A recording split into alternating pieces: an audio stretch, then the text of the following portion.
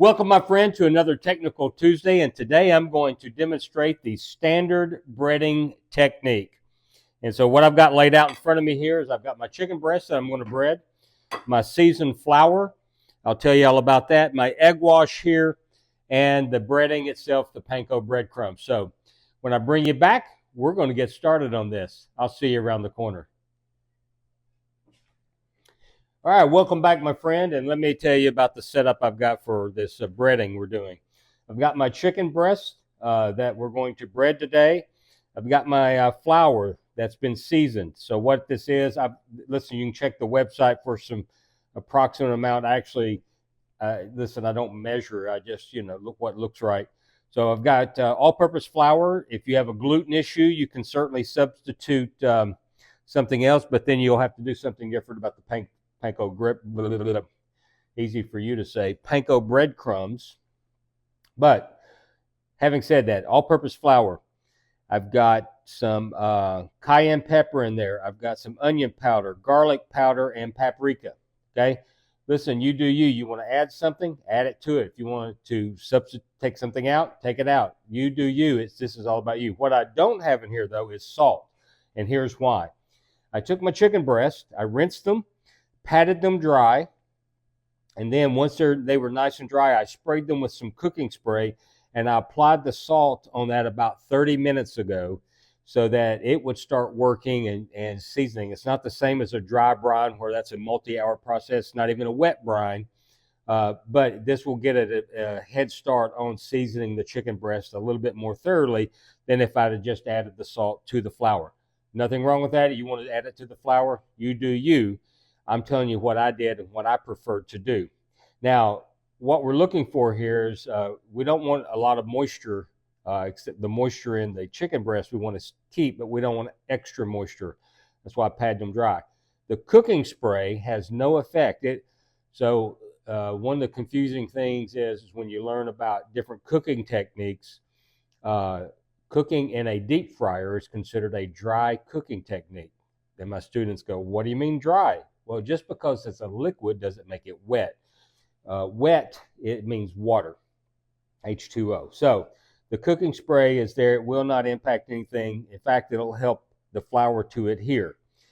So here I have an egg wash. This is a few eggs. How many? However many I think I need.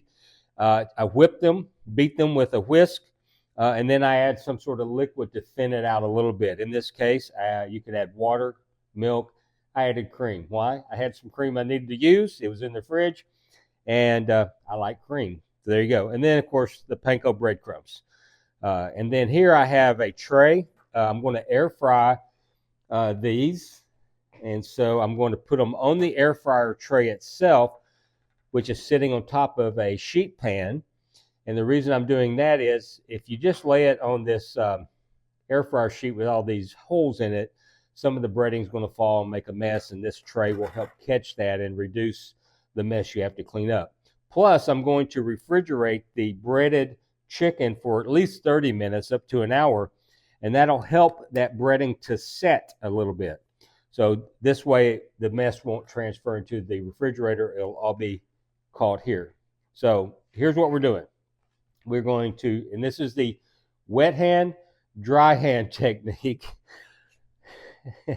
I'm laughing because I never seem to be able to keep my dry hand dry.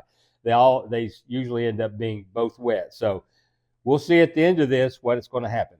So we're going to dredge the chicken in the flour, and the flour actually helps the egg wash to adhere. The egg wash is then there to help the panko adhere to the chicken, and it also adds a little flavoring, caramelization, all those nice things as well. So that's what we're going to do. So I'm going to try to just have this the wet hand. Then when I put them in the breadcrumbs, my dry hand will actually stay dry. Crossing my fingers. All right, so here we go. I'll just start out here, little flour. We don't want an excessive amount, but we do want the chicken covered, okay? So I'm going to shake off any excess.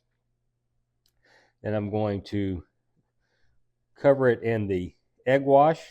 And you can see, or at least I hope you can, that egg wash is adhering to that flour. Okay, and that's the whole purpose of the flour on the chicken, is to help it adhere. So now we're going to lay it in the panko breadcrumbs, and I'm going to take my now still dry hand. I'm going to sprinkle panko over the top. It's laying in panko, so the bottom of it's being coated. And I'm just going to make sure I get panko all over that. So far, so good on keeping the dry hand dry. Oh, that looks very nice. See how nicely coated that is? Breaded very well with the panko breadcrumbs. Okay? Onto the air fryer tray it goes on top of the sheet pan. Let's do this one more time. I'm going to take my chicken breast with my dry hand. I'm going to kind of spread that out a little bit. Pat that down, flip it over, make sure that it's all coated. Had a spot there, got a little spot there. Then I'm going to take and shake off the excess, because I don't want the flour to become excess flour to become gummy. Then I'm going to lay it into the egg wash again, just like that. Flip it. I'm going to look for any dry spots. Put egg wash where I see dry spots. That looks nicely coated. Get my panko ready to go here. Spread out a little bit. And if you need to, don't hesitate to add more of anything that you might need. If you're doing multiple pieces, other like more than I'm doing, you might need to replenish your flour. You might need to replenish your panko. Don't worry about it. Just put what your container will hold. Do what you're going to do, and then add more later. This is not rocket science here. Not heart surgery. So what have I got here? Nice coating. Make sure my sides are well coated. And my friend, another beautifully breaded chicken breast. I'm going to lay that right here by its cousin. I don't know, that might be brother or sister. I don't know, for all I know. Anyway, and look here, my friend, I have a wet hand and I have a dry hand. Ha! Successful. That, crazy kids, is my standard, not mine. It is the standard breading technique. So I hope you use this, whether you're deep frying, you're air frying, baking. Any of this technique works for all of those cooking techniques and methods. So get out there and do some breading and add some flavor, some texture to your next project. So thanks for joining me on this Technical Tuesday. And until the next one, remember this: a day in the kitchen beats a day of working any day. We'll see you next time on Technical Tuesday on the Chef Lance Show.